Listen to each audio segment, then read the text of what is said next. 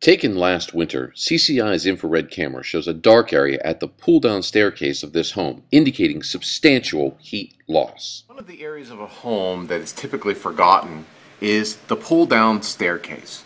The pull-down staircase gives us a couple of challenges. The first of which is this seam that I'm illustrating here on the video right now, all along the entire perimeter of the door, tends to leak very much. And as a consequence, we're losing lots of nice cool air here in the summer and, of course, warm air in the winter. And what we want to do is take some measures to stop that. What we'll do is we'll go ahead and pull down the staircase. The only insulating value that we have for this particular area of the attic is this very, very thin 1/4 inch piece of plywood, which doesn't give us very much at all. And although the plywood itself does a pretty good job of air sealing, it does not do so well around the edges. And so what we're going to do is we're going to apply essentially a rubber foam gasket along these edges to help seal the door when it's closed. Before we apply the rubber gasket, we want to make sure that the surface that we're going to affix it to is good and clean. So we're going to just use a brush and go the entire length of the door. This foam comes in various widths and thicknesses for each application. Because our application calls for a fairly narrow width, I went with this 3/16, which should do nicely. So I've started to apply the foam strip, and I'm keeping it nice and flush up against the edge of my door. And now I'm going to pull that off, and we're going to trim the material.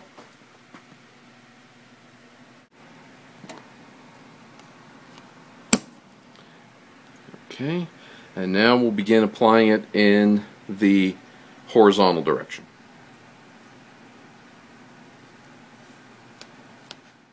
And we'll finish up by trimming up the last seam.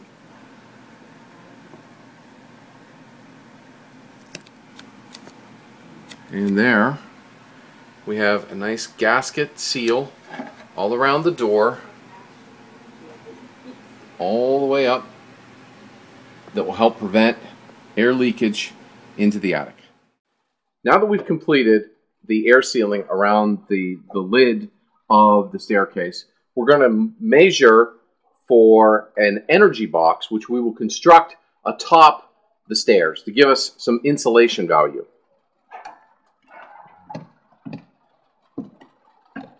In this home, you'll notice that we've got a nice joist box that surrounds the entire staircase. Now, be aware that sometimes you're going to have some obstacles. In this case, we've got a duct we have to be aware of. Okay, so that may limit the size of the box that you're able to construct. But in general, what you're going to want to do is measure this dimension and this dimension, and that will define the size of your energy box.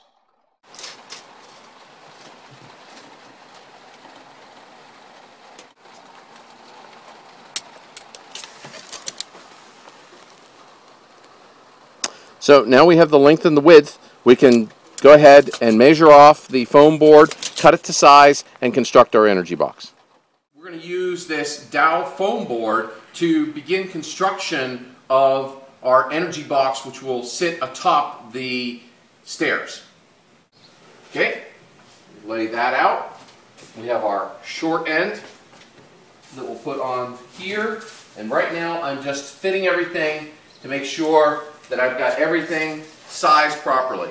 One caution, sometimes the foam board will have a bit of dust on it, and you want to make sure you get all of that dust off before you apply the foil tape, which I'll show you in just one moment. Okay, so we're fitting all the pieces to make sure that we've measured everything properly and cut the pieces to the appropriate size. So far we're looking pretty good. This is just going to be a loose fit. It looks like we've got a good fit for the base box. Now we're going to begin applying the foil tape to seal the seams. Try to get it so that it overlaps about half the width of the tape.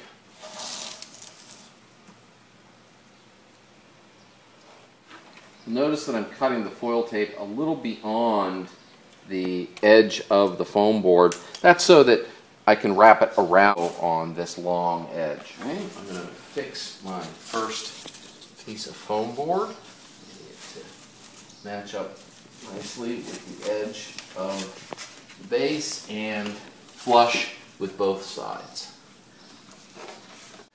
Okay, next I'm going to put my side piece on, taking the foil tape and overlapping it about half the width of the tape for the entire length of the side.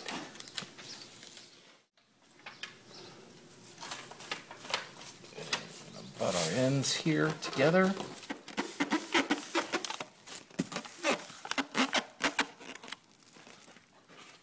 What we want to try to do is use our foil tape on the foil surfaces of the foam board. That's where it sticks best. It doesn't stick very well to the foam board material itself here. You want to try to get your tape surface on here.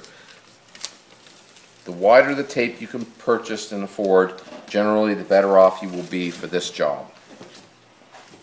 So we're sealing our corners. To help improve the air sealing abilities of our energy box, we're going to just use a little bit of caulk. I'm going to run it along the seams of the interior of the box. Make sure you don't forget those corners. Okay, our box is basically ready now to go atop the folding stairs. I've placed the energy box atop the joists, and you can see we now have a bit of insulation where before there was none at all.